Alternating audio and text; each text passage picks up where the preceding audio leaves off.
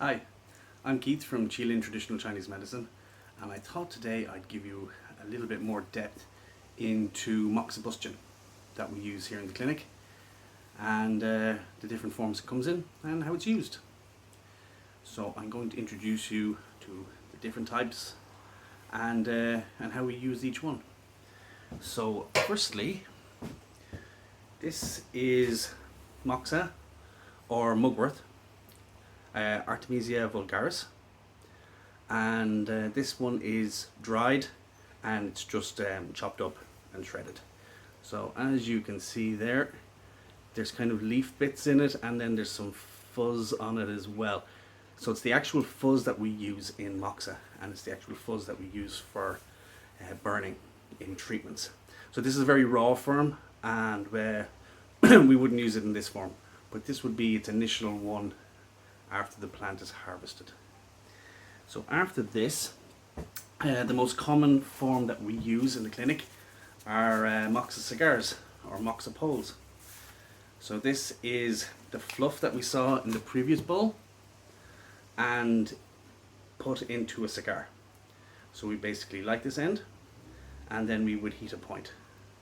So we might use a clearing sparrow pecking technique to stimulate a point, or if we want to stimulate a whole area like a low back, if we have say low back pain or a sciatica problem, we can take these poles into a little box. So they're lit and they're put inside.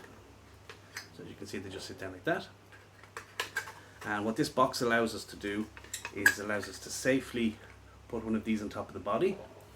There's a grill underneath, and that's going to catch all the ash so nothing lands on the body at all. And it also allows us to adjust the heat. So if the heat is too much, we can bring it back up. If not enough, we can push it down a little closer. So these come in usually a 2 or a 3 pole one. So this one is a 2 one, so we can put that down in there as well. So these ones would be used for covering an area. So moxa can be used to heat points or areas. Very good for arthritis, particularly around joints, especially coming into the winter months. It helps to move all that qi and get it moving again, and that will alleviate the pain from arthritis. So this is the most common way we use it. The next way we can use it is actually on top of the needles. Unfortunately, I don't have a volunteer to put these on, but I'll show you what it looks like. So we use these small little cages, and what they do is they slide on over the top of the needle. So you put your moxa into this little basket, you slide it over the top of the needle, so you still have the heat radiating down from the moxa burning onto the point, and it also is going to heat the needle, so it brings the heat from moxa down through the needle and into a deeper part of the body.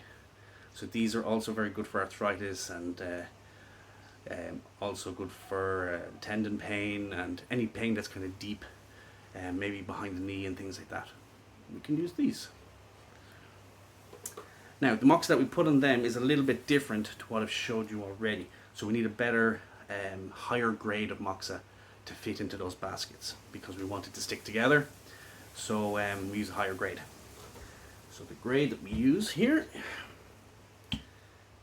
this would be a medium grade moxa. So as you can see, it's just quite a fine kind of fluff. And I'll just give you a comparison of the two types. So as you can see, this is the raw form that just after it's harvested, and then once it's processed a bit better, we end up with this kind of floss here, and that's what we put on top of the needles. This one would not smoke as much, and the heat would be more uniform on it, basically because there's less plant matter in it. It's mainly just the fiber from underneath the leaf is what we have here. Now we're not finished yet. Also there's different types of burners we can have. So as opposed to ones with the poles, you can actually form a moxa cone on top of this, and it functions the exact same way. Has a grill underneath and has a little thing here. So what we can do is You can see the holes opening now, so that lets the moxa burn a little faster and harder. We can close it off, moxa burns a little slower. And also we can lift it off if it gets too hot, and it's very easy to lift off because this doesn't get hot at all. So it's quite safe to use. Your practitioner will always stay with you when moxa is being involved. Nobody walks away when moxa is there. You have to keep an eye on it. Now we're not done yet. We have another form of moxa. Now this is the highest form of moxa, and there's quite a bit of processing in it. And this is called gold moxa. And this is the highest grade. So as you can see, it comes in a lovely little box. And this would be the finest grade of moxa. So there's different companies do this. These range from about 10 to 20 euro for a box of fine gold moxa, and then it can actually go up to about 200 euro for just this amount. This is about 10 grams worth of moxa. So the really, really high-end stuff is very expensive, but we only use it in very small amounts. So the Japanese style of moxa prefers to use smaller cones, down so much as we call rice grain moxibustion or thread moxibustion. Whereas we take a very small amount of this, roll it in our fingers till we get it to about the size of a rice grain or half a rice grain, and then we stick it to the skin and we burn it down, and as it gets hot we take it off, and then we repeat. So we would have multiple cones of moxa being burnt, and what we're aiming for in that treatment is to get a wave of heat coming up and down and up and down, and we're stimulating the point with moxa with that wave, and that's what we're looking for. So this is you need to have quite a good technique to be able to use this one, because there's fingers and there's hands and everything. Usually we light it with incense. So here's an actual kit that we use when I'm working. So this is the gold moxa here. We have a moxa cream, and this is actually designed to put a little bit on the skin, and this helps the moxa to stick to the skin and prevent any burns. So it's another layer of protection. And then up here we have the purple incense sticks, and they're held in the opposite hand for lighting it. So the cream that we use for the moxa to stick onto the skin, there are different types. The most famous one I found it, is called Purple Cloud Ointment, or Zichao Gao. And that's what it looks. So as you can see, it is a lovely purple color. This is actually a burn cream. So if you wanted to, you could use it for burns. It also moistens the skin and clears heat. Wonderful for nappy rash too. So we use a tiny little bit of this onto the skin, and it acts as a barrier device between the moxa and the skin, so that when that heat comes up, it removes the risk of the skin actually being burnt or the patient being hurt. So very nice. And finally then, we have another way of doing it. So if you don't have your skill up to standard just yet, or maybe you have a sensitive patient or something like that and you don't want to use the direct moxibustion, we can use these. So these are the exact same as this one, as this moxibustion, but they're put into tiny, I'll just move it up there so you can see it. So they're like tiny little moxa sticks, and then they're on one of these shields. So each of them have a shield. So it's quite thick, and there's a hole on the bottom. So as the heat comes, as this burns and the heat increases, it comes out through this hole, so we can put it on an exact point that we want to stimulate. These are very safe. They're stick-on. So we will stick one on, and again, wait till it burns down. Heat comes up, it's hot, take it off, light another one, put it on.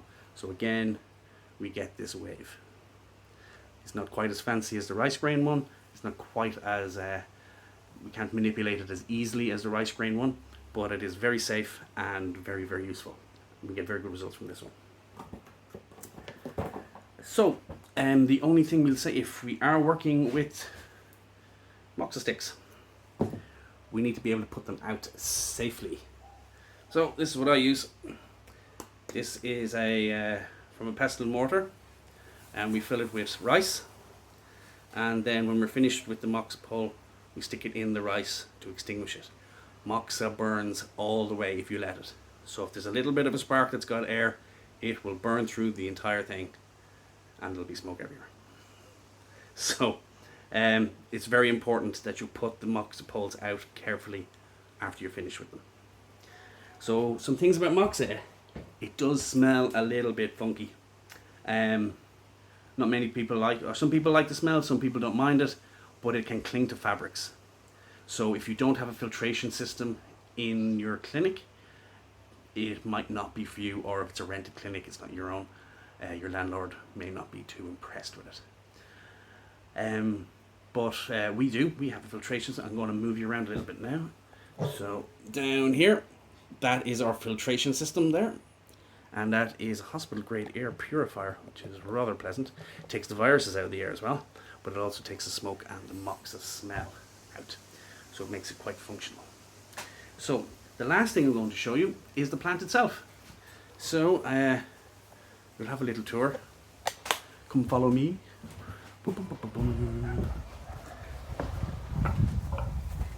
So come over and look at some herbs. So this is actually the mugwort plant.